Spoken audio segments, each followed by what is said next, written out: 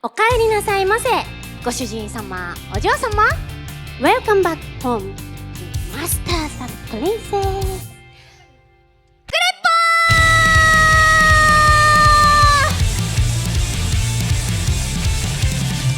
Don't forget, okay? ようこそバンドメイドのお給仕へ。うるさいな。No, boy. お酒を飲んだとき、それぞれのメンバーがどうなるかと。お酒が大好きです。バンドメイドの茜のドラ花見 is Japanese hentai. You must join. Bonjour à tous and welcome to Podcast, the first podcast about BAND-MAID that you must join. And believe me, you don't want to piss off Nico. I'm Orange and I will be your host for this new series of podcasts with special guests.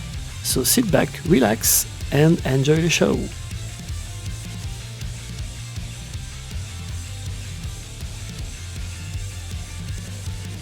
For the third episode of the podcast, I'm with my special guest of the day, John Reeves. How are you, John? Dude, I'm doing great. Thank you so much for having me. I'm so excited to be here, man.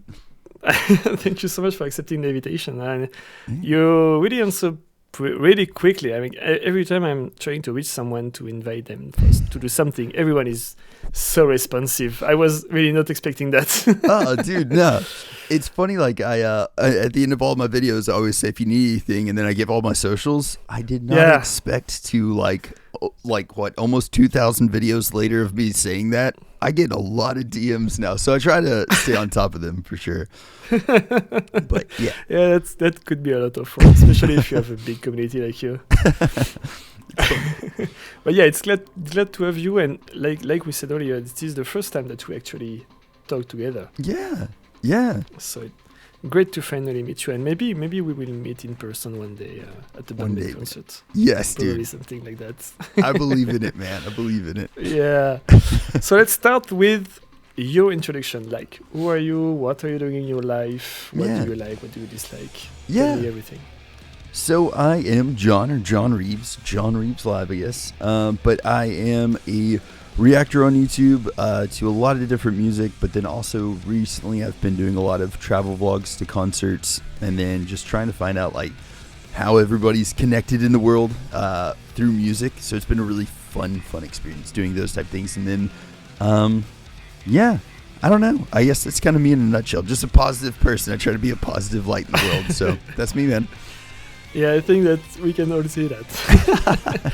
And you have a lot of instruments behind you, so I guess that you have a musical background. Yes, so I should say that. I grew up, like, as soon as I got out of high school, I went on tour and I was just singing, playing guitar in a metal band for a long time. And I guess a lot of people go to college. I just kind of went on the road.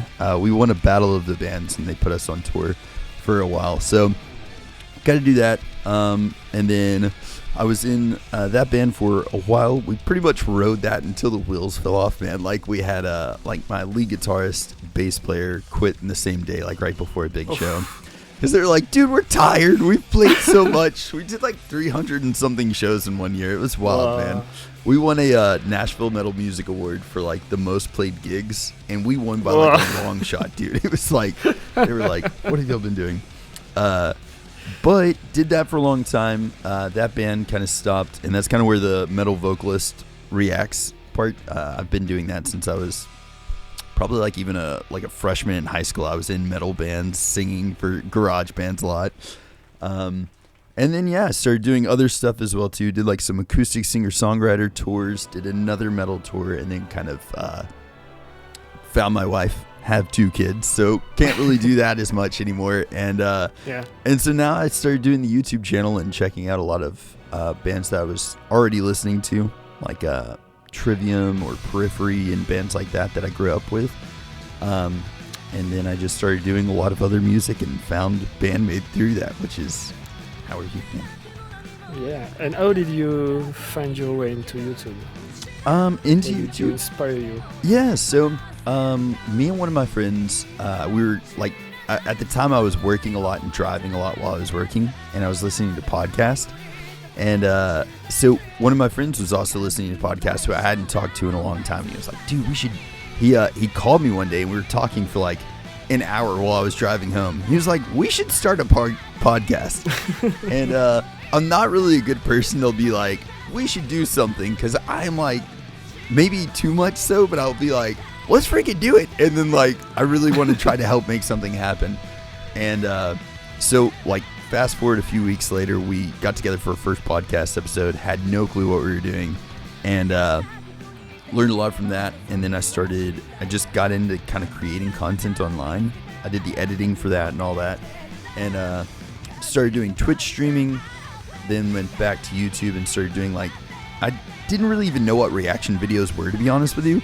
But I think it was like one of my favorite bands' new song came out, and I was looking it up on YouTube, and I saw some, like, whenever you look up, like, I think it was like Trivium in the Court of the Dragon or something was the name of the song, and I was like, oh. So as soon as I typed that into YouTube, it pulled up like the music video, but it was like reactions, and I was like, what the heck?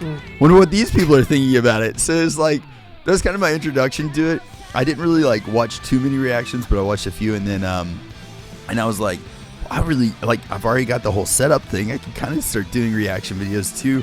So another one of my favorite bands came out with a song, and then I did a reaction to it, and then I started doing those more consistently to other bands. Bands would reach out to me, and then yeah, it just kind of went from there. And BAND-MAID actually, like as far as how I got into them, one of my friends who is another reactor, he was like, dude, you're into metal, you are gonna love this band, you have to check them out. And I think he gave me Thrill. Thrill was the one that I first checked out. Oh, okay. Yeah, but definitely sucked in after that. I was like, oh my god. Was not expecting this in the least bit. Yeah, and as a viewer, it's pretty funny, because for me it's like the opposite of you, because I've never watched reactions video before, and then I dived into BAND-MAID after watching Choose Me, the music video of Choose Me, and then the music video of Dice. After that, I watched all the live, all the concerts that I could find on the internet, and like you, I found there was reactions video. I was like, oh, I like this band. Let's see what other people think of this band. Yeah. And that's basically my introduction to reaction videos. Dude, there you go. That's an awesome song to get started on, though, man. And I remember, like, whenever I first listened to Thrill, I was like, this is freaking awesome. And so many people were like, you don't get it yet. You don't get it. And I was like, yeah. But, dude, as soon as... Was there a song for you where you were just like, this is it for me? This band is just, they're a game changer? The thing is that when I'm listening to a new band, I first... I'm all about feeling. I'm not looking for a song with especially how to say that. I'm not looking for a song with the best lyrics of the world or the most complicated song of the world. It's just a feeling. If a song catches me, and I'm looking for more for the same band to see if they are doing the same thing or if they are sounding different on different songs. And from what I remember for BAND-MAID, because I started listening to them more than 3 years ago, my sister introduced me the music video of Choose Me because it was in the movie Kate. It was released on Netflix. Oh, nice, yeah. And basically our boss talked to her about it because he knows that she loved Japanese music thanks to me. And so yeah, she was like, hey, there is a new band, my boss told me to check it out and it sounds good. It's called BAND-MAID, and when I read BAND-MAID, I laughed because of the name. Yeah. Like probably like many people did. And then I watched the MV of Choose Me, and I thought that it was really great. And then I watched Dice, and it was so freaking catchy. I had instant goosebump during the chorus, and I was like, I need to check more of them. And my way to check if I like a band is to see how they sound live. Because a good band if for me a good band should sound good live. Yeah. This is their test performance. Because I've heard good bands that I liked before, but they sound so bad live. They like the singer doesn't know how to sing properly, or to sing like they should sing the songs that they are making, you know. And basically it started that day and never stopped. I like that. That's basically what I did. So I had those 100 more songs in repeat all day since I discovered BAND-MAID, and I still have trouble today to know which song is which song sometimes. Oh, that's awesome though, man. And like I'll say, like, you're saying that whenever you check out a band you really want to see them do it live. Like, that's exactly how I am. I can't remember who it was. I don't remember the band in particular that kind of, when I saw them live, it like ruined that band for me. I was really into their music, and then I saw them live and I was like, he can't sing at all. This is horrible. Bad. And so bad. Yeah, and I'm like, it's weird. There's a kind of double-sided thing on this. I don't like it if I go to a concert and then they are just not good, but you can have an off night as a vocalist, you know what I mean? Yeah. But that's tellable. You got an off night versus you don't really know how to hit those notes, so that's very obvious. But then lip syncing or like auto-tune, and I think that's another big reason that I absolutely love BAND-MAID. They like Konami might hit a wrong note or something like that on the guitar somewhere live, but guess what? That's her doing it. Like Psyche might sing and hit a note differently, but that's her doing it. It's like everything that you see and hear is them, and it's so authentic and it's so well done. Like, they crush live. I don't think they're like riddled with mistakes by any means, but they anytime you do hear a flaw, like, it makes me happy because I'm like, that was them. You know what I mean? And yeah, you're right. It's an oddity now, especially in live music. Especially with bigger bands. Like, there's so many bands out there that are phoning it in. And like, and I think that's pretty cool that they are keeping, not every time, but sometimes that they are keeping those mistakes and release the videos anyway. Like for the music video of the live version of Puzzle that they released from I think it was the Tokyo Garden Theater. I think it was this one. Konami made a mistake during the solo, but they kept it. Yeah. And you can hear this mistake, but it's there and it's fine. It's perfectly flawed, I would say, is a good way to say it. Exactly. And like, I don't know. I think that's something in music that the more and more technology starts like rapidly growing, the further we're getting away from that. But we're like, at least speaking for myself, I feel like constantly looking for that human that is the little flaws, or like maybe the song, they played it a little bit faster this time or something, you know? So yeah, and I don't know if you watched a lot of concerts, especially fan cams, because you can see it better on fan cams, but every time they are making mistakes, you can see the members are looking to each other and just laughing because they made a mistake. Yeah. They make a little silly face at each other or something like that. There are just no frustration. They are just laughing because one is like, you made a mistake. Well, man, I mean, like, too, how many shows did they play on their 10th year anniversary? Like, they did so many concerts. So many. And then spin-offs from that, they're still going. It's like, dude, they're going to make mistakes, you know? And it was that, like, I think, it was from the 2022 US tour. Did you hear the song Bubble? Yeah, you know the English part that Seiki is singing at one point?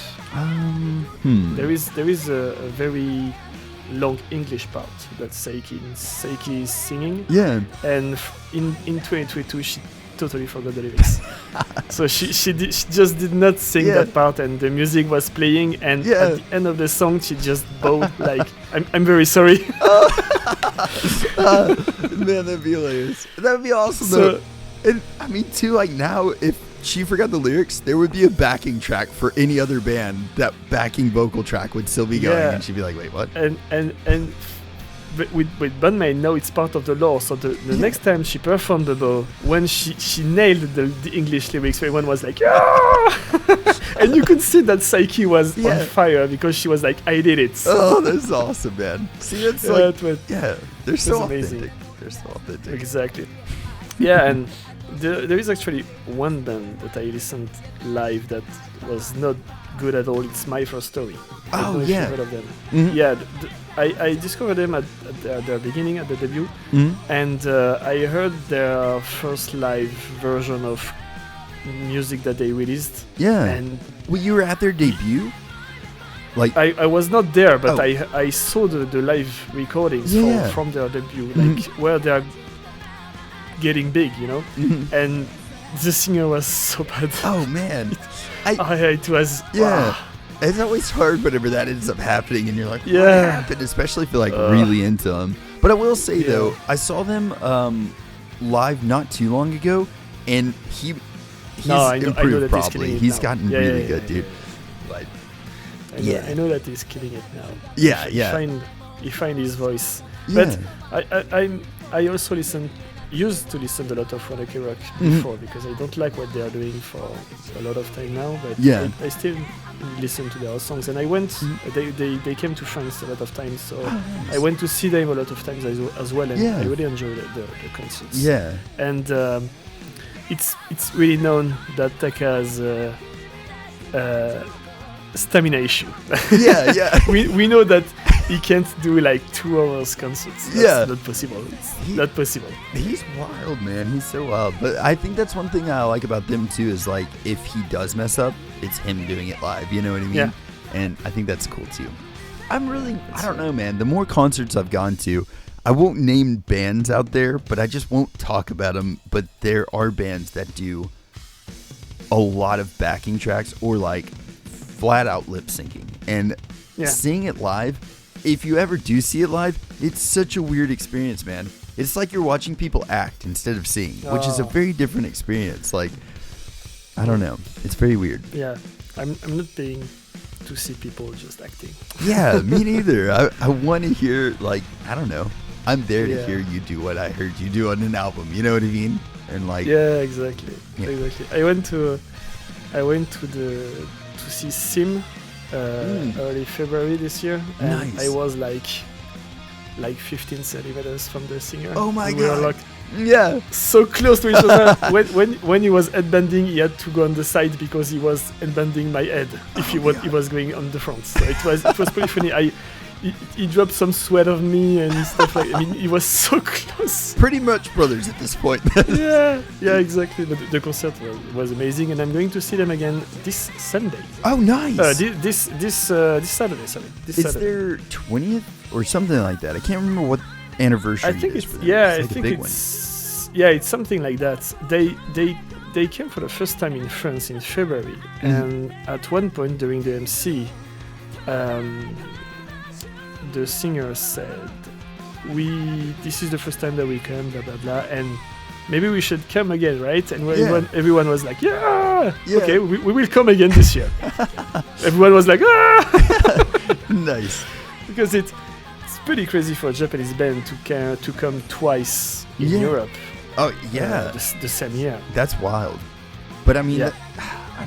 I think that speaks volumes to, I guess, how motivated the Japanese market right now is just to conquer the earth, man. And I love that. I feel like World Domination with BAND-MAID, they might have probably started this precedent where they're like, let's freaking just conquer everything. I mean, like, even with Lollapalooza, them playing Lollapalooza, that's a huge moment for Japanese rock especially. It was the first Japanese band to go to Lollapalooza since like almost 20 years ago, God. I think it was X Japan, so it was a very big band before them. Wow. I didn't know they played that. Yeah, that's pretty insane. Yeah. But then BAND-MAID being the next one to do it, like however many years later, it's awesome. And I feel like maybe they really did kind of set the pace for a lot of other bands. They're like, all right, y'all doing it, let's do this and just take on the world, man. Yeah, I really don't know how a Japanese band is looking at their audience and saying like, okay, we can tour overseas because we know that we have fans expecting us, and that we will do something great with the fans, because I have the perfect counterexample of a band that I'm following since their debut, since 2020, since 25. Mhm. 2005, sorry. Oh, wow. I'm missing the numbers. Which was called Otherworld, but I don't think that you already related to them because they are under Sony Music Japan and they are copywriting everything. Oh man, So- that's so fun. What's their name Yeah. though? It's Overworld. Otherworld. Ubawardo in Japanese, but it's Otherworld. Okay. UVER world. I'm gonna check them out for And sure though. Yeah, they are pretty amazing. The singer is always trying new stuff and Mhm. using. The problem that I have now is that they are using too many electronic instruments, too many electronic sounds and stuff like that, too many modified voices, and that's something that I really don't like listening to. So Yeah. BAND-MAID came at the exact right point because I was like, okay, they are turning bad and I don't want to listen to their new songs anymore. So I kept listening to the old songs, and I was not looking for a new band to listen to, but I found BAND-MAID at the perfect moment. And Yeah. the sad thing is that I was listening for them for 15 years. Mm-hmm. I did almost the same thing that I did with BAND-MAID today. But the community was not that huge. There were no translators in Japan to post interviews and stuff like that, so there were not a lot of content to talk about. Yeah. But the band was at least as productive, even maybe more productive than BAND-MAID at the time. Mm-hmm. Like they were every year they released like one single, one album, and one DVD. So that's Oh wow. pretty insane. Yeah. Yeah, that's pretty insane. That's wild. And I had the same feeling when I listened to them, that the feelings that I have when I'm listening to a BAND-MAID song. I'm always expecting new songs. I'm always afraid that I would not like new songs, and Yeah. I always have goosebumps and crying, and it's even more intense with BAND-MAID, especially with epic narratives. I almost would relate that to like, I'm a really big UFC fan, or like just mixed martial arts. I like boxing, I like that type of stuff. So it's like almost whenever you're watching one of your favorite fighters fighting, it's like you don't know what's gonna happen, and there's all this suspense. Are they gonna win? Are they gonna lose? Is the song gonna be good? Or are they gonna like sell out or something like that? You know what I mean? So it's like exactly. you're kind of listening with that anticipation. What's coming next? Yeah. So, yeah. And so Otherworld I think they have a pretty big community overseas, especially in South America. Mhm. I don't know what's going on with South America, but they really like Japanese bands in general. Yeah. But bands are not going to see them. Most of the bands are not going to South America, Oh, man. unfortunately. But Yeah. yeah, they had a pretty big overseas fan base, I think. In 5 years of existence, they toured in stadiums. Oh, so wow. They did the Tokyo Dome in 5 years. Mhm. Oh my God. They're- That's yeah, huge. Yeah, their debut in 2005, and in 2010 they were playing at the Tokyo Dome. So they like pretty much just skipped the whole Nippon Budokan phase and just straight to the They, the funny thing is that Budokan was booked every year by man. them for 2 days because they did a show at Christmas. Oh, that's awesome. One show only for men, one show only for women. That's awesome, man. So they kept for them the Budokan for Christmas like for so many years, and I think that they keep doing it. yeah. Actually. Oh, that's awesome. And they are that huge that they can do a concert only allowing men or That only is allowing insane. women. Yeah. And there was even a show, I think it was, I don't know if it was at the Yokohama Arena, but it was in a venue like that, when they cut the venue in two and there was men in one side and one man in the other side. That is so cool, man. Yeah, that's pretty insane. And they like to play on some sensitivity of the Japanese audience, like for example for the female concerts, they played like ballads and sad songs and love songs. And they even invite one of the fans or two of the fans on stage while they are playing those sounds acoustic, and the fans are like crying. Yeah, I'd imagine they go wild. It's awesome. That's pretty insane. And yeah, so they went that big that fast. They even released the documentary of them like 2 years after that, so in 2012, and it also had English subtitles, so they were cool. not that good. It was not a perfect English, even more broken than BAND-MAID English, so it tells a lot. Yeah. But at least it was there, and they knew that they had a community overseas, because the DVD was only sold in Japan, but it has English subtitles. Oh, that's But cool. they never went outside of Japan, even now. The only place that they went is Hawaii, and it was only in a 2,000 people venue only for women. Oh wow, that's so wild and random. That's the only time they've been out of Japan.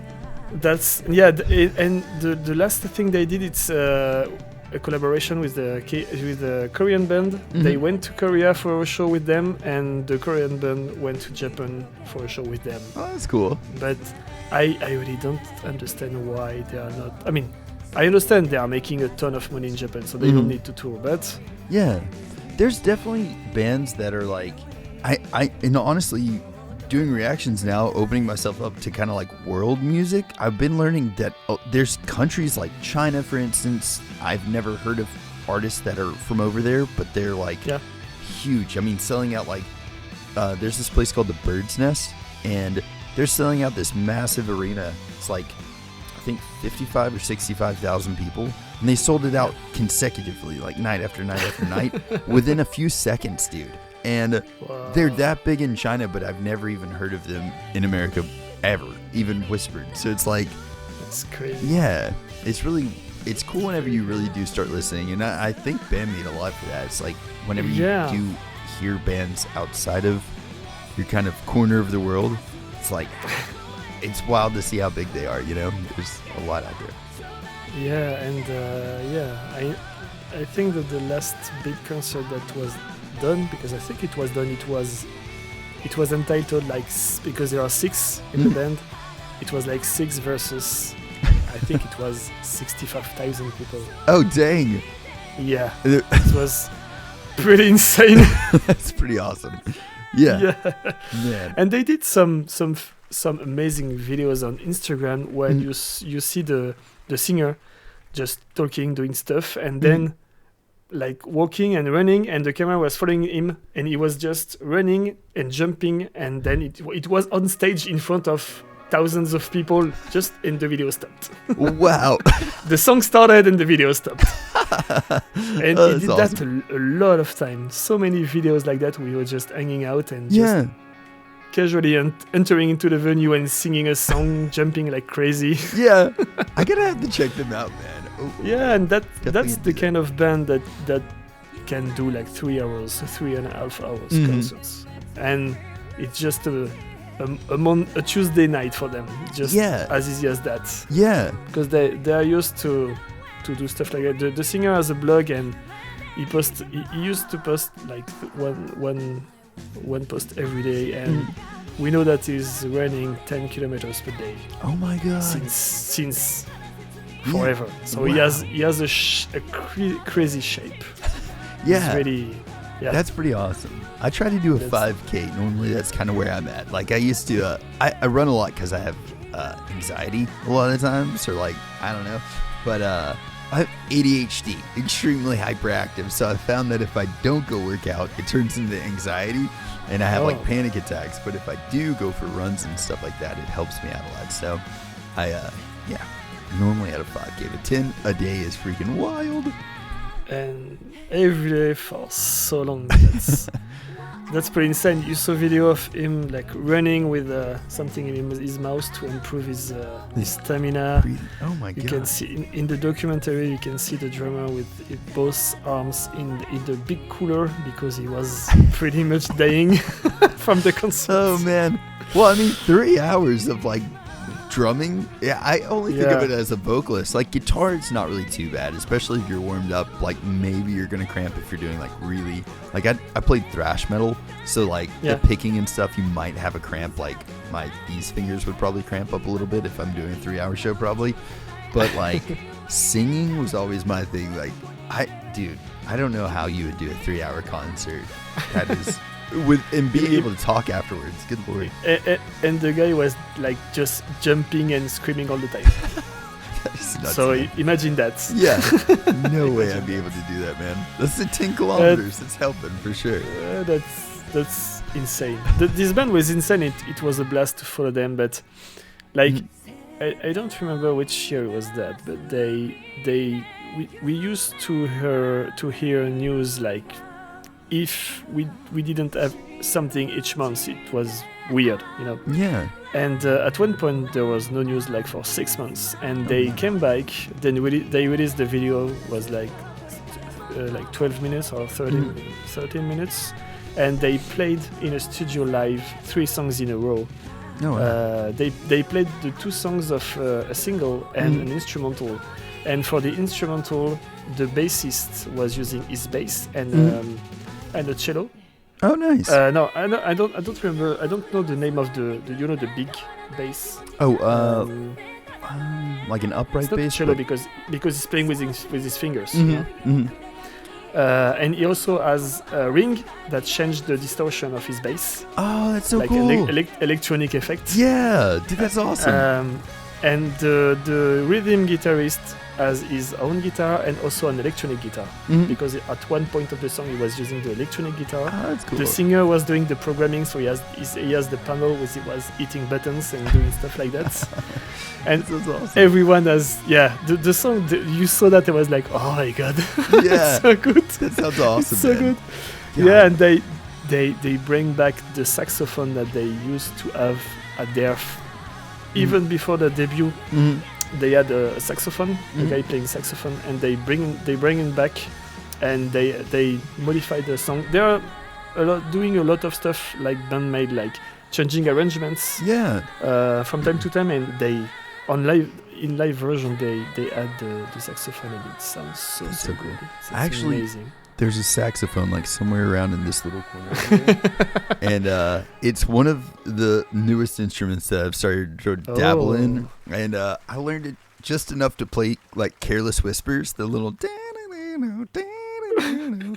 so I learned how to do nice. that. Yeah, and I probably learned how to do that the first week of having a saxophone, and then now like anytime somebody's like, do you have a saxophone, I'll just bust that song out, and then it looks like I know how to play it, but I literally only know how to do that one song right now. So working on it. That's amazing. It's very fun. But yeah, it's another band made by geniuses, because the singer knows how to drum, he knows how to play the guitar, he knows how to play the piano. Nice. Sometimes you saw him on stage playing introduction in piano, like Kanami did in Start Over. There was an instrumental song that was playing at one point. A drum was coming from the bottom of the stage, moving up, and you saw the singer on the drums doing his part in the drums at the same time as the other one. Yeah, that's very cool. There is also an introduction to a song where all the members are hitting drums, different type of drums, to do the introduction of a song, and the singer is playing the guitar. So that's He's just all over the place. I could show you some stuff like that.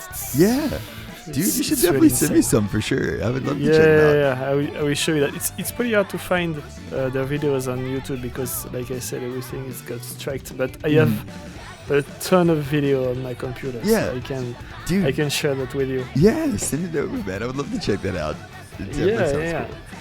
Cool. They even keep at one point of the concert like that moment where you lost your voice. You know, you sing and at one point you have nothing coming out, and you can see that he was on the ground, like telling himself, why did I messed up, and all the audience was singing for him, and it was very an emotional moment. That's awesome though, man. Insane. See, that's where like that human aspect, like whenever people have backing tracks, you're not going to get things like that anymore, you know? Exactly. And they kept it in the DVD. It was in a DVD. Oh, that's awesome. That was amazing. I didn't ask you before the podcast, but you went to a BAND-MAID concert already, right? Yeah. In Japan, I think so. So yeah, I gotta see them at the Day of Maid concert, and that was like my first trying to think. Yeah. That was my first time to see them in Japan. I saw the them. First time was at the Day of Maid. Well, so the first concert that I saw of theirs was in Nashville. So I saw them in Nashville, and I met some really cool people there. But then, sorry, just like spilled my drink over here. But no, so I saw him in Nashville first, and then I was going to a concert in Hong Kong, and my friends were like, "You do realize BAND-MAID's playing there the day you get there," and it was like, it was a really, really long layover that I had, like a messed up flight and all this stuff, and it was like a 14-hour flight to get to Hong Kong, but I had a 12-hour layover, so I hadn't slept for like maybe 30-something hours at the time that I saw them in Hong Kong, but that was probably one of the coolest experiences of my life, seeing them there, man. And so yeah, and then I got to see them in Day of Maid too. So I've seen them those times, and they've been amazing, man. Every single time. So the first one, man, was at Hong Kong. Well, the first time I saw them live was in Nashville. Yeah, and then the first one man concert was in Hong Kong. Mm-hmm, yeah. Okay, and then the Day of Maid.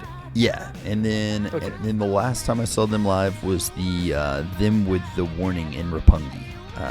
Oh, you saw them with the Warning. Dude, that was a wild concert as well too. I was like blown away by how many I think we were all like, maybe they'll do a song together, but whenever they actually came out and set the drum set up and like all this stuff and like double played the song, everybody there probably like their soul left their body for a whole minute. We were like, oh my god. It was wild. Yeah, because we had no clue that they were going to perform the song live. Yeah. I mean, it was expected, but yeah. Like, I was thinking the most that we would get would be, like, Danny coming out and singing with BAND-MAID. Like, that's kind of what I thought was going to happen. But whenever they rolled out, like, I think that the clue that I first had was they brought out another Danny, the guitarist and singer's pedal box. Whenever they brought out the pedal board or whatever, I was like, okay, something's happening. And then like they just kept bringing out stuff. I was like, oh my god. And then they brought a drum set out and I was like, it's really happening, people. And everybody was freaking out. So it was awesome. Yeah. All right. So I know that you never went to see BAND-MAID in the US, at least at a one-man concert, but did you notice a big difference between your time at the festival and the concert at Hong Kong? And I mean, you went to almost only special concerts because the festival is a special setup. Mm-hmm. The Hong Kong one is probably the only normal concert, I would say, and the concert with the Warning was also a special show. So did you see any difference within the audience, the ambience in the rooms, in the venues? I would say so for sure. Like, as far as crowd goes, it was really interesting. Hong Kong was like, it was one of the first times they played in a while in Hong Kong. And so talking to the people in the line, they were really nervous. They're like, there's, like only maybe 100 people before the doors open. So a lot of people were like really nervous there wasn't going to be a lot of people there. And then as the show started going, people just kept flooding in. So I guess Hong Kong's not really wanting to just like get there 4 or 5 hours early before the concert. And so really? Yeah, so I mean, there are not that many people when it opened? I would say there was probably about 100 people waiting before their thing, which is kind of like, especially, I mean, for Roppongi, it was a massive crowd of people that were waiting out there. And then Nashville, there's a massive crowd of people waiting. And then for the Day of Maid, I'd imagine there was a lot of people waiting, but I did not get there. I got there late because that was a whole thing. But yeah, so it was crowd-wise, I'd say they all did differ in their own ways. But that the one in Hong Kong was just really, really cool. And it was the first time I met some legends in the BAND-MAID community. Like I got to meet Marshall, which is awesome, and freaking. Yeah. And dude, all right, look, if you're watching right now, one of the coolest freaking dudes ever. He was first in the line at Hong Kong, like the first person at the door in Hong Kong, and then at Roppongi I met him again, and I just didn't get his name, dude. So I'm so sorry, but he knows who he is. If you're watching this, you know who you are. You're freaking awesome. But yeah, so I met a lot of really cool people there in Hong Kong, and then again at in Roppongi, and then yeah, it's very cool. Okay. And I've never been to a concert in Japan, but from what I know, it's very different from a concert in the West, either in Europe and in the US. I've heard many bands are saying that the crowd is not as energetic as the fans in the US and the Europe. Did you feel that the crowd was pretty quiet during the day of MAID, or was it different from the concert that you are used to see in the US, for example? It's wild. Like, I don't know how for US bands playing in Japan, I don't know how that would be. But as far as Japan bands playing in Japan, they're wild, dude. Like, I'd say they're more unhinged in Japan than they are in the US. Like, we come, like, the Day of MAID show, every single part where it's like there's a singing part for the audience, everybody's singing. They're throwing their hands up. Like, it's just a party, and it's really fun to see that type of interaction with the crowd. You know, like, if there's literally any crowd interaction point, everybody knows what to do in Japan. But then, like, if you go somewhere else, a lot of people, like the core fan base, and there's people that tour around with the bands as well too, like, they know those moments and they're doing that stuff. But then there's also going to be like the majority of the crowd that's just like, oh, I like this band, or I want to check them out or something. So they're not maybe a whole room full of diehard fans, you know. So I'd say it's different that way, but it's been and BAND-MAID is always thinking of making call and responses and part for the fans when they are making songs. On each album there are several songs with call and responses and parts that are meant for the fans to scream or sing or do something at least. They always privilege the fan participation during concerts. That's amazing. I think that is one thing I'd like to say, at least about like BAND-MAID's concerts. There's such a camaraderie amongst the fandom. I mean, like, every concert that I've gone to, we've gone and ate dinner somewhere afterwards, and it's me with a bunch of people that I've never met before. But by the end of the night, I'm like, you're the coolest person ever, you know, like, so it's such a community, and like, thank you for BAND-MAID for doing that. And then also in your Discord server, like, I've met up with people that were doing meetups from your server, dude. So thank you. Yeah, they are, especially in Japan, they're organizing a lot of after parties, and also sometimes before parties, like the night before the concert. They go to a restaurant and they just eat together. I gotta do that. I gotta do that one next time.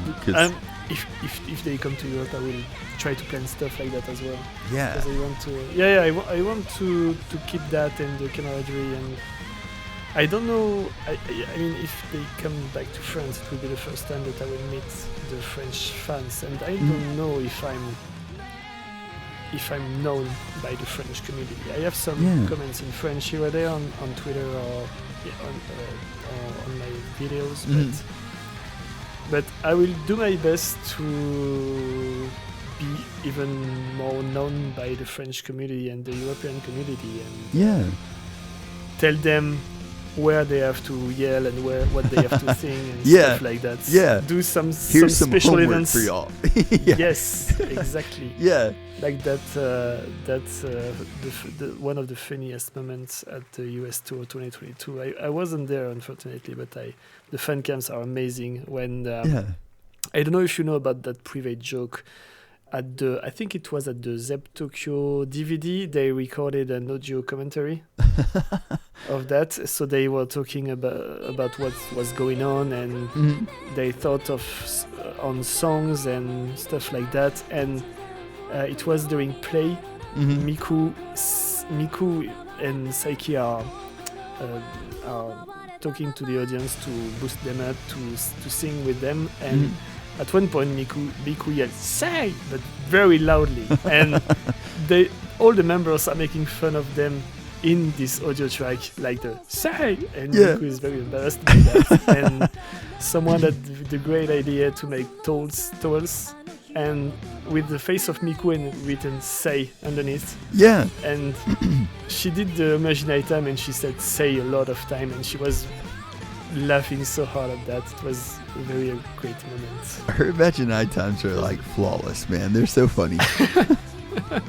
Oh yeah, you experienced the Imaginatum like twice. Yeah. Well, I guess for each show that she's done, but seeing it at Day of Maid was really fun as well too. Like that was, and I was talking to somebody about this. I think it was Dave for real that we were talking about it, but they cut out a lot of the things in the Day of Maid DVD that they had in the show, like the funny interactions with the crowds and stuff like that.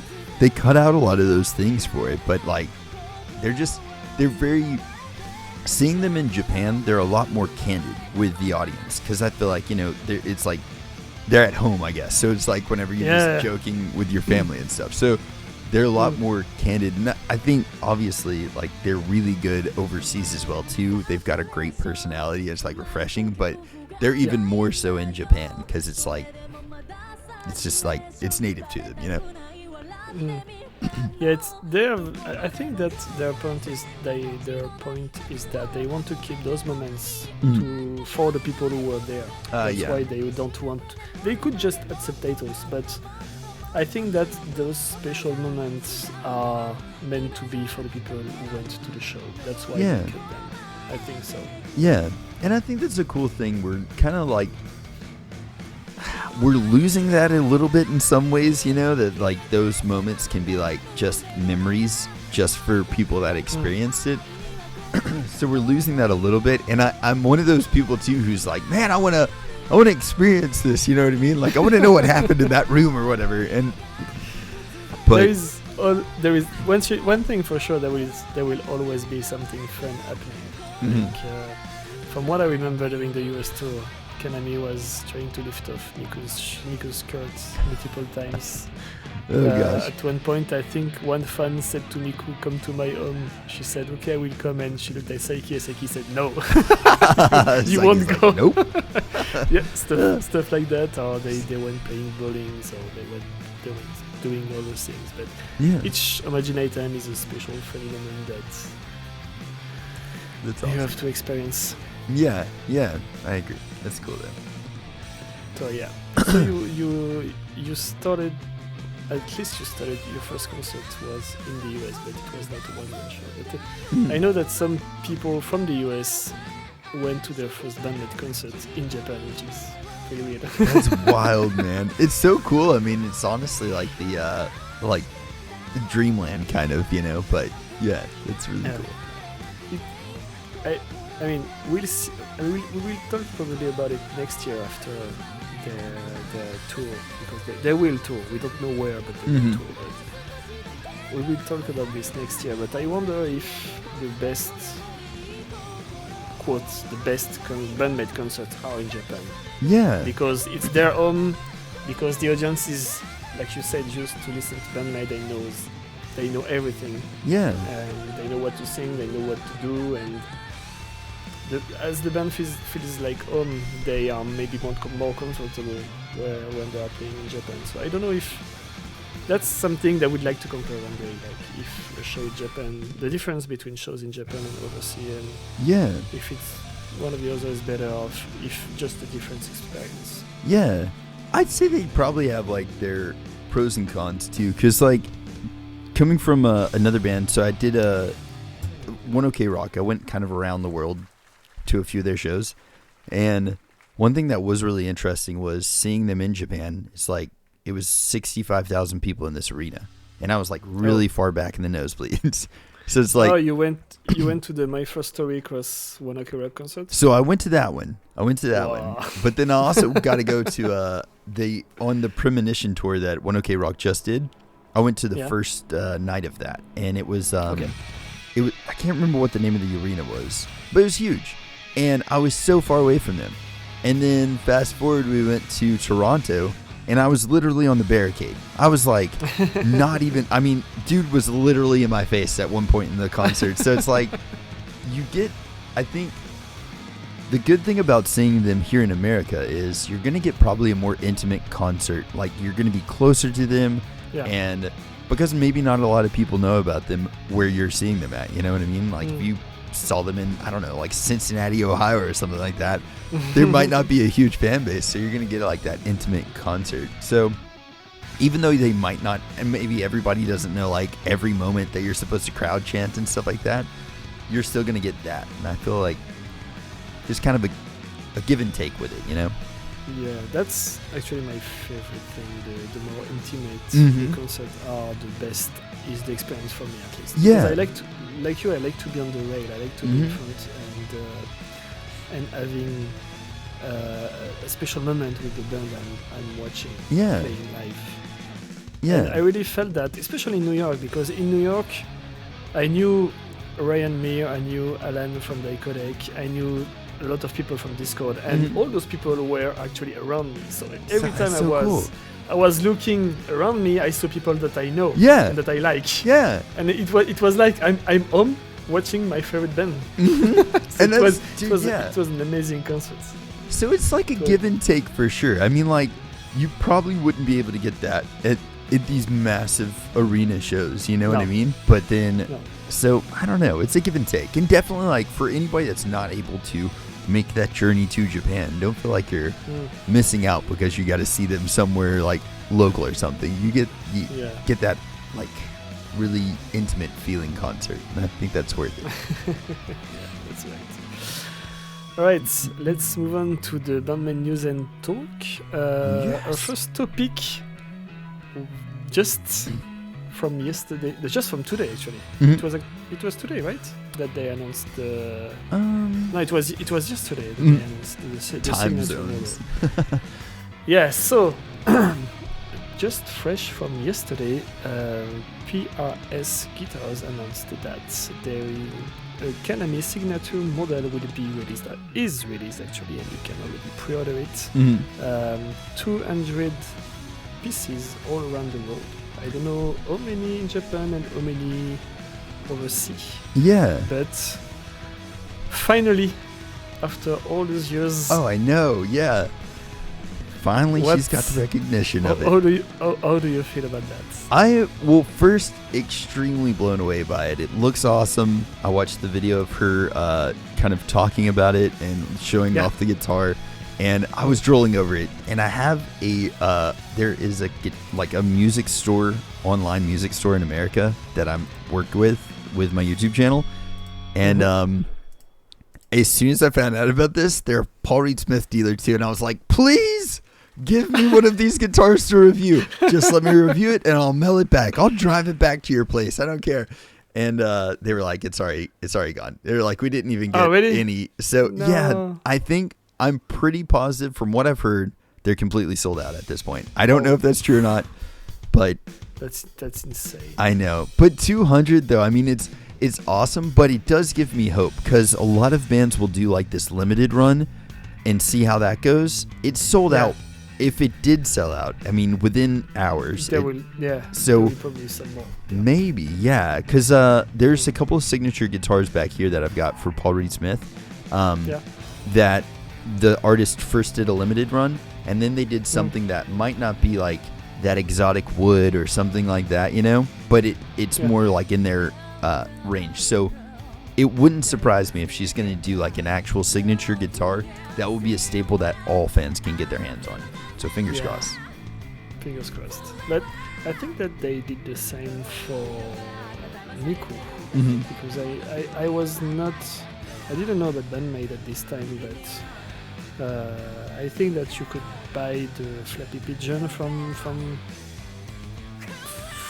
a moment, and then it was sold out. And I saw posts from people asking the 90s if the guitar was still available, and they answered like 3 months later saying that, oh, we have like 5 Flappy Pigeon, do you want one? I'd be like, something like that. I'm gonna take out a loan, but yes. So we'll see, but yeah, like you said, if they sold out quickly, they will sell more, especially at this price. Yeah, it's a lot of money. Yeah. How much was this going for? I honestly didn't even get to see a price. $6,000. Oh. Yep. It's a mortgage. Let's do this. I just I think the cool thing about this one is too, I honestly don't see this on a resale list. I mean, kind of cool and bad, I guess. Like, nobody's gonna resell this guitar. No. But man, that is beautiful. If you got one of these, just let me know, and I'll just be envious, I guess. I don't know. It's so well made, though, man. That's so beautiful looking. Yeah, it's amazing. And the good thing is that it's not just PRS guitars announcing that Konami will have the signature model. It's that during the PRS Guitars and American Vintage Guitar Show, Konami had scheduled a talk with Paul Reed-Smith, the founder of PRS. And during this talk, he actually gave the guitar to Konami, saying that this is your signature model. So this is a big symbol of trust and recognition of Konami's talent. Yeah. To allow the first Japanese artist to get a signature model from PRS. She's the first. I don't know. She is the first Japanese musician to get a PRS. I have no idea how that just went right over my head. I think I saw shiny new guitar, and my ADHD was like, yes! And wow. Which is insane. And Paul G-san raised a very good point, is that we talked about One Ok Rock, but Toru from One Ok Rock is playing PRS guitars. Yeah. And One Ok Rock is way more famous than BAND-MAID. And even though they chose to make a model for Konami. Yeah. So it says a lot. That does. It says a lot. And like we said, it's not just PRS Japan announcing it, it's the founders giving by. That's awesome. The model to Konami. Yeah. And now we understand why they wrote those tweets where Akane said that she cried a lot, and Konami as well. Yeah. Probably all the members. I mean, yeah, it's like, I guess for a guitarist, that's like, she's been playing Paul Reed-Smith since the beginning, or no? Since Don't You Tell Me, so 2017. So I mean, like, playing him that long, and obviously, like, being a guitarist of any kind, you know Paul Reed-Smith, and that's like a name that's just massive. You know, it's like, if you have one, most of the time people are like, okay, they play guitar. They're a guitarist, like an actual one. It's like not like Fender, where like everybody might have a Fender guitar. Paul Reed-Smith's like a guitarist guitar, and like, I don't know, that's just getting that type of recognition. The first person in your country to get that type of recognition too. I don't blame her. Tears would definitely be shed. That's beautiful. Yeah. And the cool thing is that she chose to use the logo of BAND-MAID instead of just writing Konami. Yeah. Which, in the video, she said that because people doesn't know Konami, she preferred to use the BAND-MAID logo. But what a modest. I don't know if it's the real reason, or if it's just that she wants BAND-MAID to have their signature model as well, and that it's thanks to BAND-MAID that she's here today, and that it's a kind of recognition from Konami to BAND-MAID. Yeah. I think it's more than just, you don't know Konami, so I'm going to put the logo of BAND-MAID. I think it's more than that. I think she's very modest by saying that. Yeah, I think that's she has always been so modest. Yeah. I think it's from your documentary, actually. She said she wanted to look cool in front of her friends while playing guitar, and she most definitely looks like the coolest freaking guitarist in Japan right now, actually. So... And she also said that it was a little bit scary, because I also wrote it in the documentary, because it was from a recent interview where she was saying that we don't know where we would be in like 5 years or 10 years, and maybe at one point I will have to pause the guitar and do something else. And it was kind of scary, because we didn't know if it was something that it was going to happen or not. And seeing her presenting us her signature model and saying that no, I have to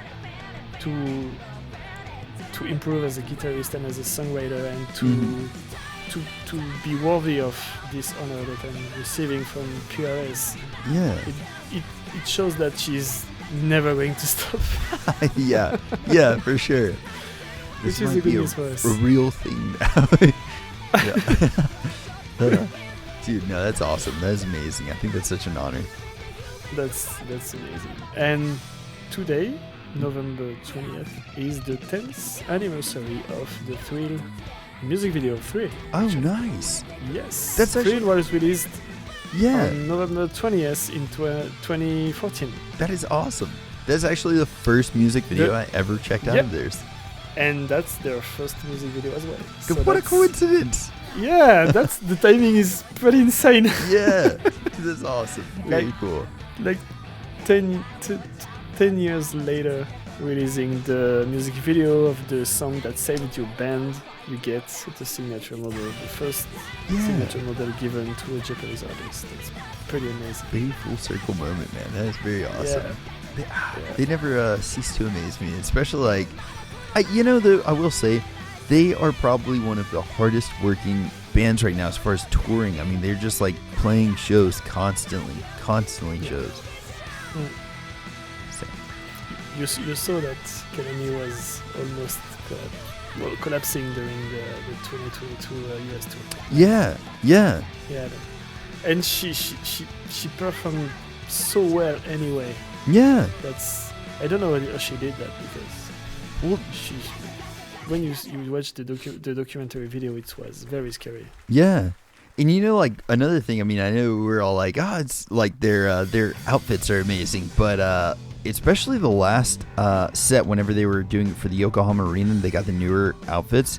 I was thinking to myself, that has to be so hot to perform in those. And I mean, especially like they toured all throughout the summer, and I don't know, it's surprising that they haven't passed out on stage or something because of. Yeah. I think that the previous one not the previous one, but the one before that for Kanami was very heavy. When she moved with the long dress. Yeah. When she moved, you could see that there was some movement. You could see that it was very heavy to wear. Yeah. And they changed that with the previous version of it, when it was way lighter. You could see that. Yeah. So that's pretty tough sometimes, and we saw some tweets and some moments where they said that it was so hot that they almost collapsed on stage. Yeah, I could only imagine, man. Yes, especially in the summer in the US. It might be very, very hot on stage. Have you watched the behind the scene of Forbidden Town? I have not actually seen that yet, but it's on my to-watch list, so hopefully very soon. So we will not talk about it. Because they did a pretty funny game during this. Nice. This behind the scene when all the members were mimicking Saiki, trying to make them guess the song that they were going to sing.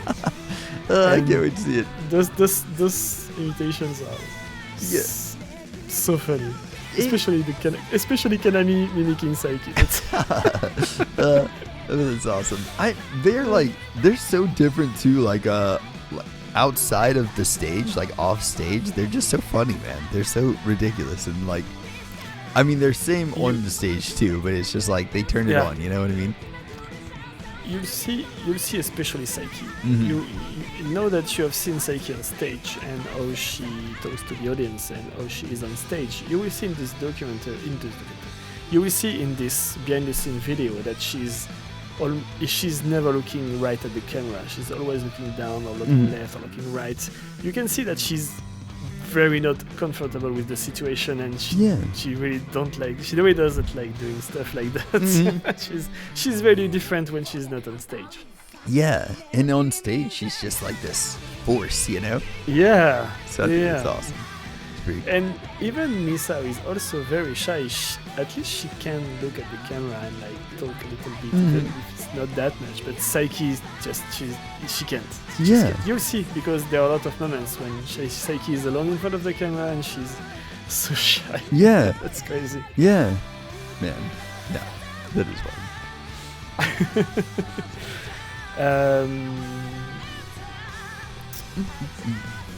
I think that we will play Domination, and then we will talk about the Zep tour and the future tours.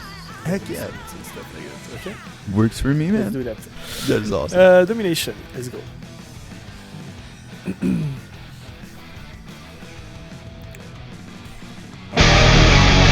Yes.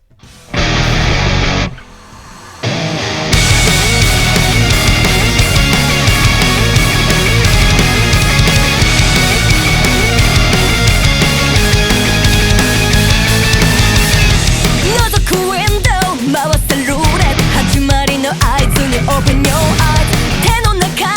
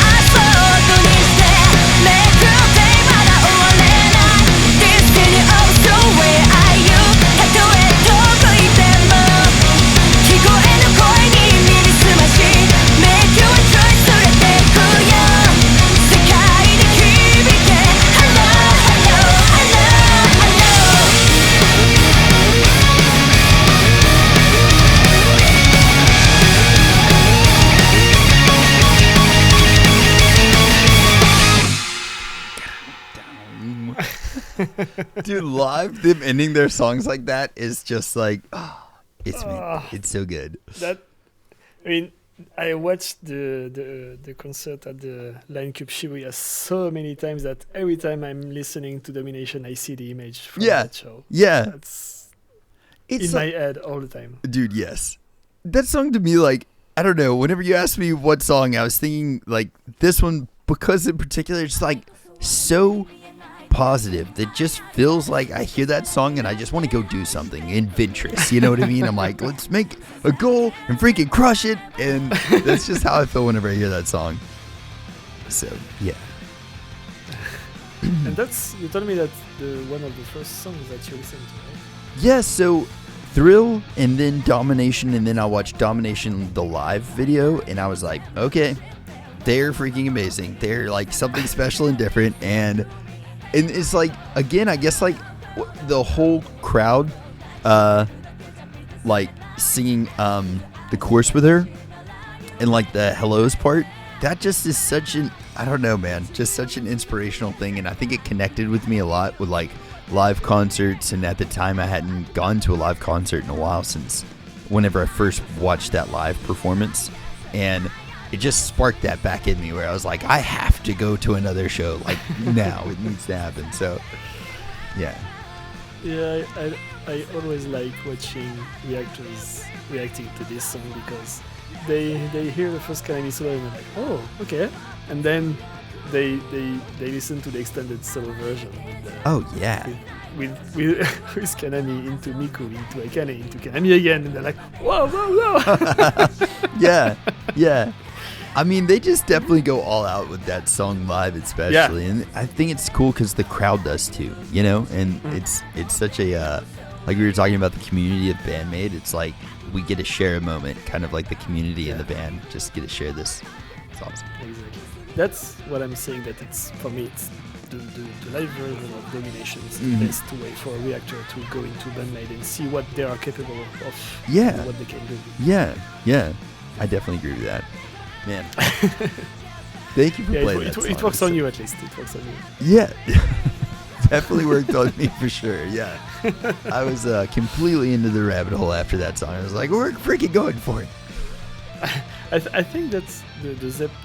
No, it's not the same one, but just the first concert that I watched when I discovered BAND-MAID was the Zep Tokyo tour. Oh, nice. Tokyo concert. Yeah, with the extended solo battle between Misa and Kanami during Don't You Tell Me. Yeah. At the moment you see that, you're like, okay, I love this band. And it's still my favorite battle, even more than 8. Oh god, yeah, dude. Yeah. I don't know. I'm gonna have to listen to them side by side, but I feel like dude, that one is definitely, it's iconic though. It's just such a cool moment they had on stage there. It was. I mean, when I discovered BAND-MAID, it was the first time that I saw a band doing stuff like that, like changing intros, changing solos, adding battles, and especially with the Yokohama Arena concerts. Yeah. When I remember when we were watching the stream, at the start of each song, we were like, oh, this is a new song. No, this was an intro of a song that we already know, but we'd never heard the intro before. Yeah.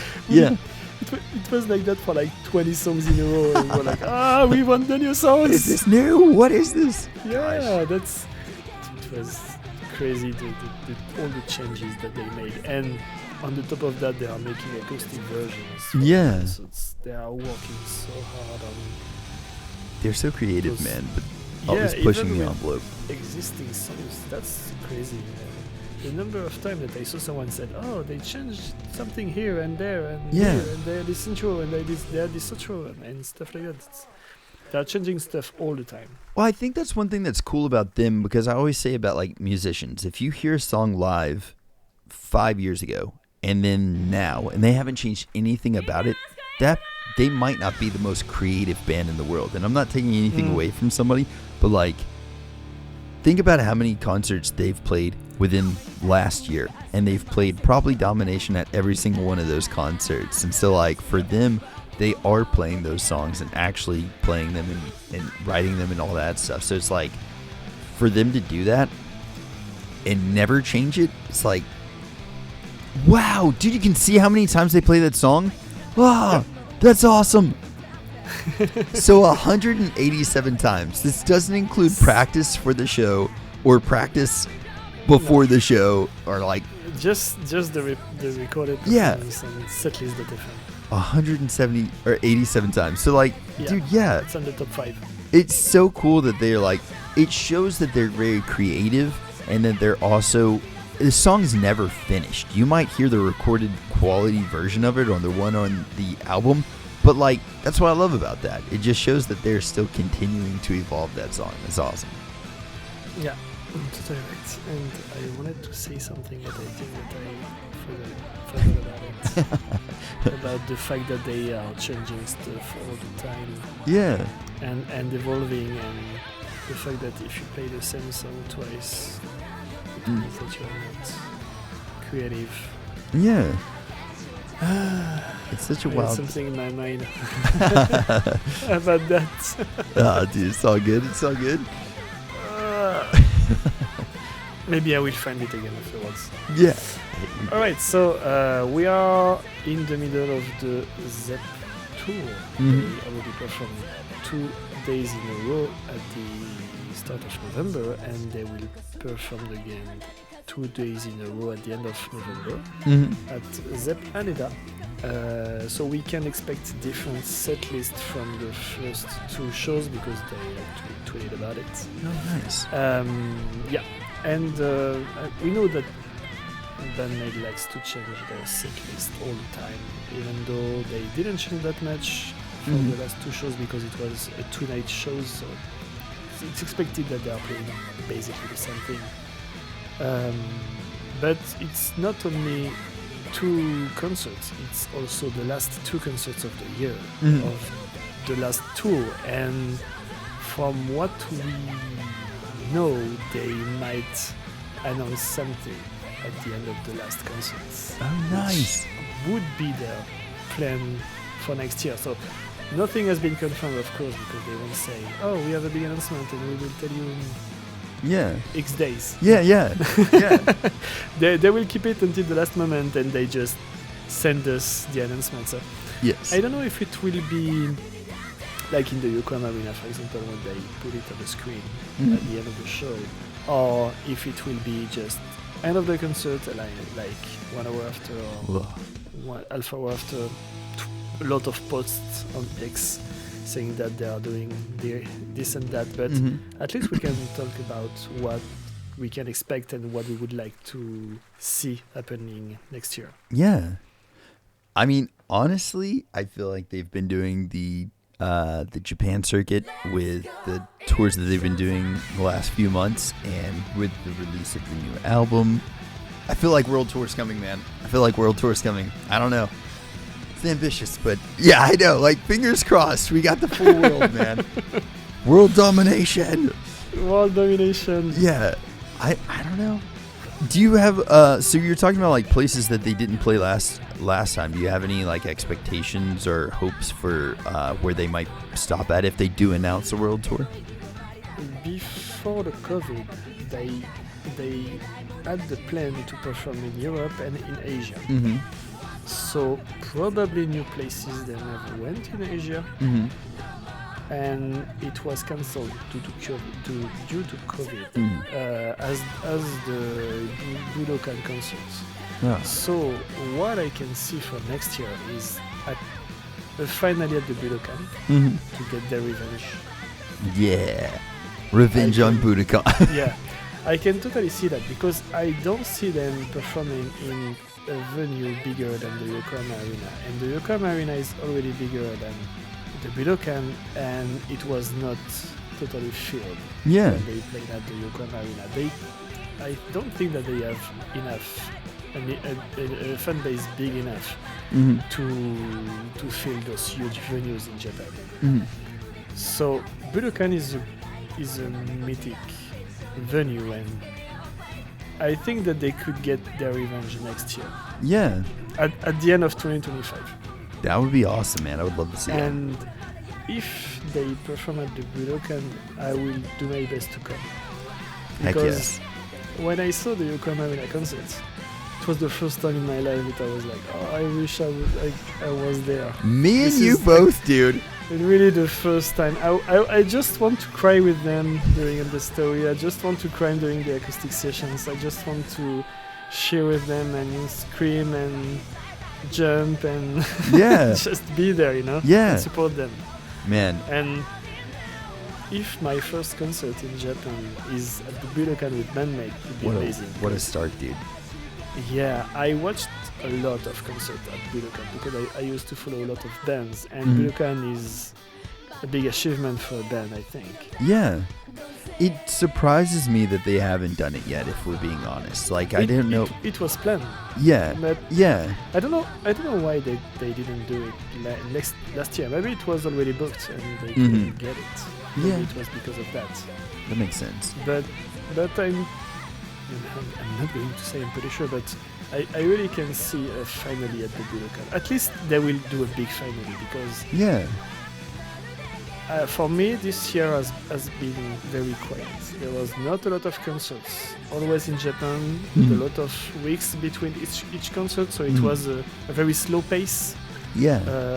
For once, so they could relax, they could write songs, they could collab, they could handle the swifting of management to make it, and they could think about what they are going to do next year, because in the end of 2023 at the Yokohama Arena, they announced that there are going to be a new chapter. Yeah. And that they're doing collaborations. So this year was basically to prepare us to this new chapter. Yeah. So next year, I think, should be the biggest tour BAND-MAID ever did. Mayhem. I think because it's been 6 years. Next year it will be 6 years since their last concert in Europe. Oh wow. It's more than half of, almost half of their existence. Yeah, it's actually half of their existence. Yeah. So it's been a very long time, and they have seen the frustration of European fans when they announced that they were going 3 times in a row the same year in the US. Yeah. When Europe was just skipped because of scheduling, and it's very understandable, because when you get an offer from the Lollapalooza, you just go to the Lollapalooza. Yeah. You don't say no to that. It's a huge opportunity for BAND-MAID. Yeah. We had a lot of offers from US festivals, thanks to the success of the 2022 US tour and the attention that they bring to the media and to the fans in the US. Yeah. And I've been talking about this since 2023, when I was waiting for the announcement for 2024. They need to do the exact same thing in EU. They need to do a tour, sold out venues, make a name, and then they will be invited by festivals, and they will have interviews, and they will grow, because if there is one part of the world where they need to go to grow and to reach more fans, is Europe and Asia. The last 2 places where they were playing to go. Yeah. And it's wild. Like, you would think things like Download or something like that are happening, like bigger music festivals like that, would at least extend the invitation. And I'm wondering, like, what's why they haven't, you know? I don't know if it could also be too, I'm curious how much is going to change with them, their touring schedules and all those type things, and even being able to meet with fans and interviews after their management has been changed. And I'm wondering how much, that affected those things. Yeah, until now, they didn't do a lot of interviews, especially overseas. They did a few on some small YouTube channels from time to time, but it was when they were trying to get more people to know them. Yeah. So it was understandable. But since they are growing, they didn't do interviews at all. I think the last one was at the Lollapalooza, I think. it was the last time they did a quick interview with someone that was asking the same question, like why made it fit, what are your inspirations, and the question that everyone is asking for 10 years and that we all know and that we don't care. Mm-hmm. yeah, exactly. We really are waiting for an interview made by people in those BAND-MAID, like they do in Japan. If you read the interviews that they do in magazines by Yu Masada, he's a huge fan of BAND-MAID and he's going to BAND-MAID concerts and he knows the band, so he's asking the good questions. Yes. And it's always so interesting to read his interviews because he knows the band and he knows what is he talking about and he's asking the right questions. Mm-hmm.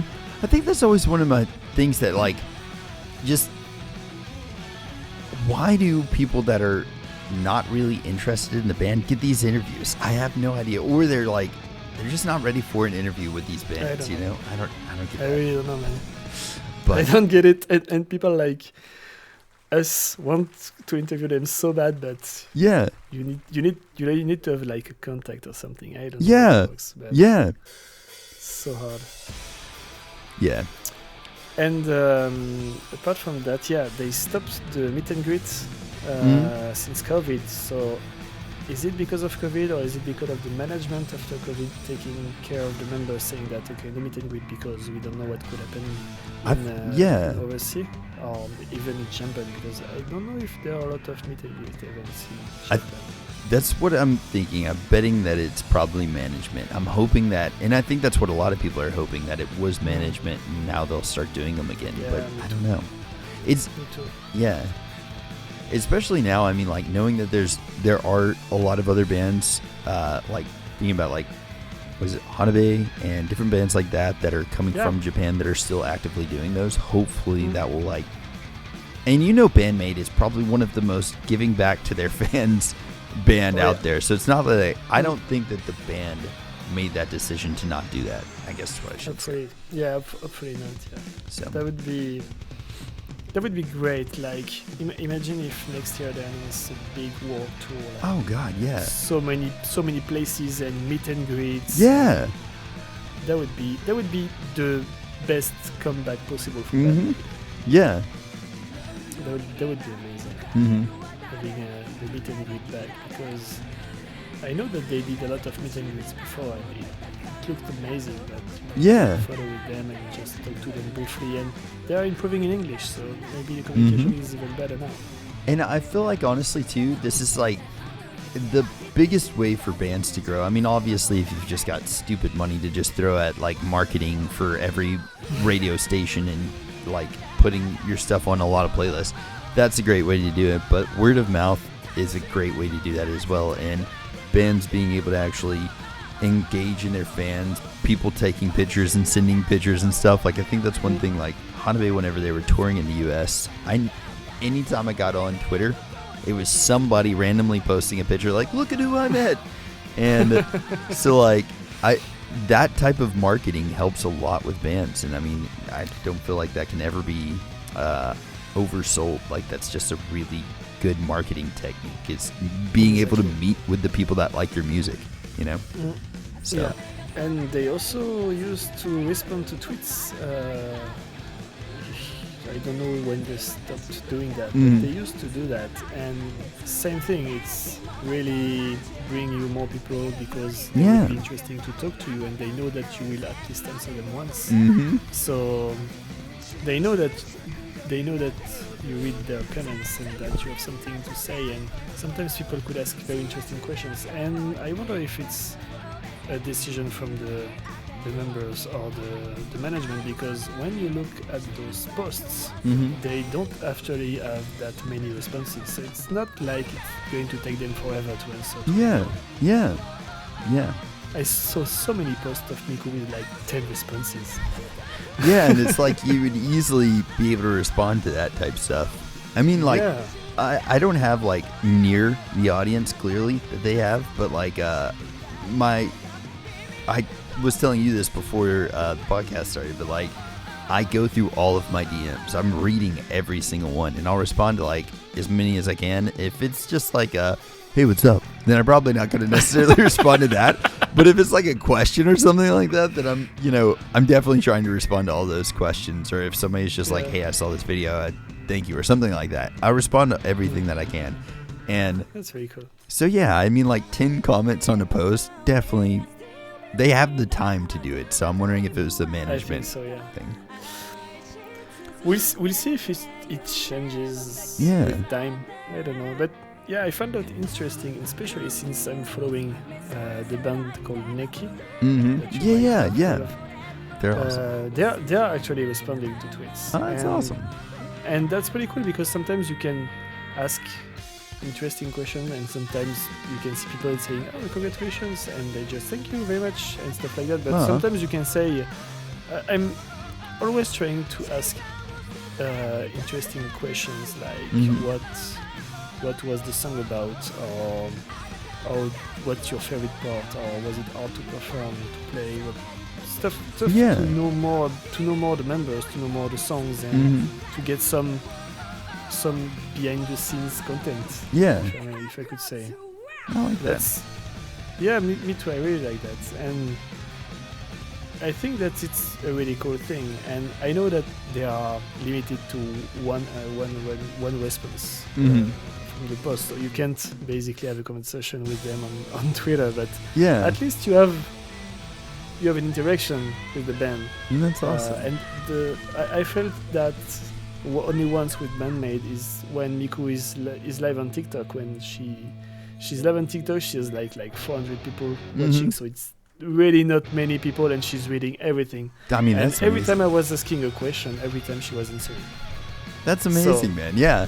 And as a streamer, that was pretty cool. yeah, normally on like my YouTube streams, we get anywhere between like, I don't know, sometimes 70, 80 to like 1,000 viewers on there. And even whenever it's like 70 and 80 and the chat's just moving really quickly, it's very difficult. So kudos to her for doing that. That's awesome. But yeah, it was really fun because I don't remember what it was, but she was announcing new merch, and I was like, goodbye dollars. Yeah. And she read that and she laughed so hard. They're always saying that you should buy their merch all the time. Yeah. They know they are probably making more money with the merch than with the CDs. That's awesome. For sure. Yeah. Heck For yeah. sure.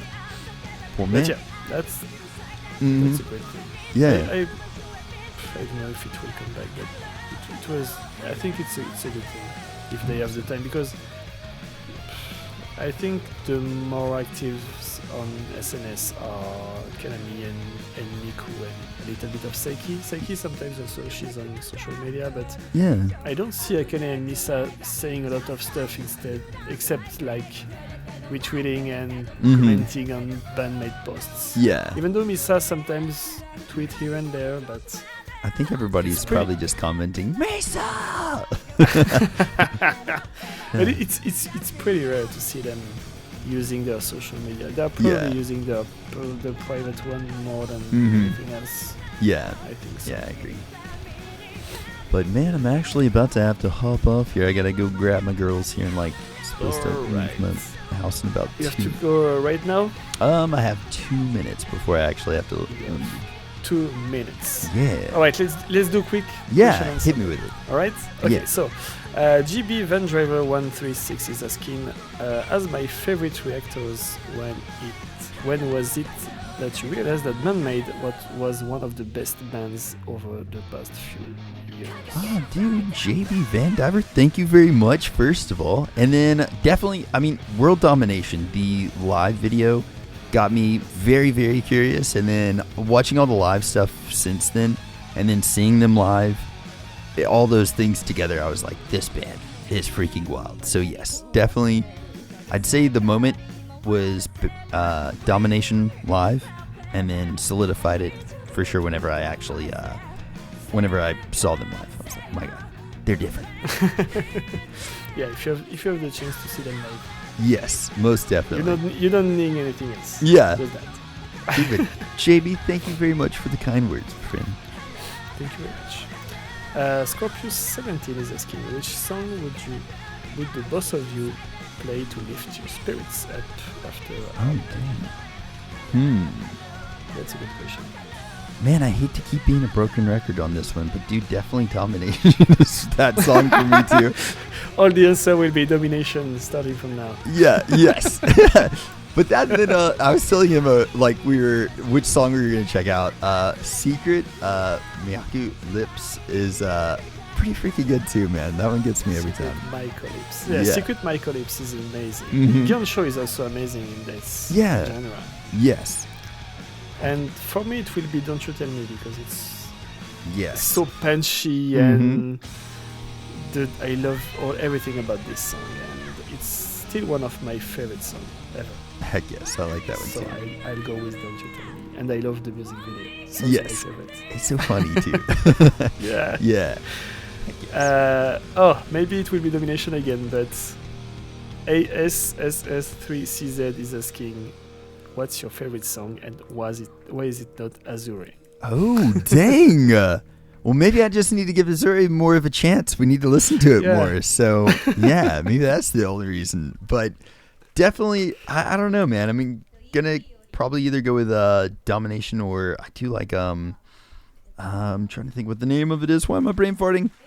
I'm just going to go with Domination because of brain fart. But I do have another song where I'm like, I love this one. Every time they play it live, I'm like, yes. But, dang. Oh, brain farts. They're the worst. I'm sorry. I'm so sorry. Yeah, maybe we'll come back with before you. Yes. And the last one from Rock. How do you guys feel about the Maid doing a US support tour for the Chili Peppers? Ooh. I feel like the support tour of that type would really launch the band into the next level. And if I'm being honest, it's my selfish dream to see a Missa collaboration that would return balance to the force. That would blow people's minds. Oh my god. I don't think anybody's ready for a Misa and Flea collaboration, but you put it out there in the world and I think it might happen, my friend. Oh. Yeah, no, that it reminds me the tour that One Ok Rock did with Muse. Yeah, exactly. It was kind of the same thing. I mean, honestly, putting it out there, I feel like it never hurts. So it would be amazing to see that. The only thing I will say too is BAND-MAID is... Hey, I feel like any BAND-MAID fans are probably going to agree with this. They're not openers, man. They're not an opening band. And that's exactly my answer. Yeah, so it's like, I mean, dude, for the Chili Peppers, I guess anybody would be an opener, right? So it's like, that's a given. But also at the same time, it's like, they're so not openers, dude. But yeah. I would love to see it, though. That's my answer. Would love to freaking see that. I'm pretty sure that almost all the fans would be disappointed if they announce a world tour and that BAND-MAID is doing the opening act for a big US band. Yeah. That would be so sad for BAND-MAID and for a lot of fans, because we know that they can tour in the US and go to any city and sold out any venue, so they don't have to worry about it. As long as they are keeping it to like 500 to 2,000 people, they will sold out the venues. Yeah. That's for sure. But I see what they're saying. I think the Chili Peppers would definitely introduce them into a new audience. So I like the idea. They kind of tried that with the last Rockstars in the US when they did the opening act for their two shows. Because the audience was very, very young. And they are kind of a group made of legend musicians. Yeah. It is, man. I love it though, dude. All right. Well, man, again, it's time to finish this podcast. The podcast, not the podcast, the podcast. The podcast. I love it. The podcast. Nice. I didn't have to think that much to find the name, to be honest. I love it. So thank you very much, John, for joining me today. I'm very glad that we had the opportunity to talk, and hopefully we will do that again and talk more about music and BAND-MAID and listen to music. I am down anytime, sir, for sure. Yes. It's been a pleasure, man, for real. Thank you very much. Heck yeah. Have a great day, and I'll see you next time. You too. Y'all be good. Thank you.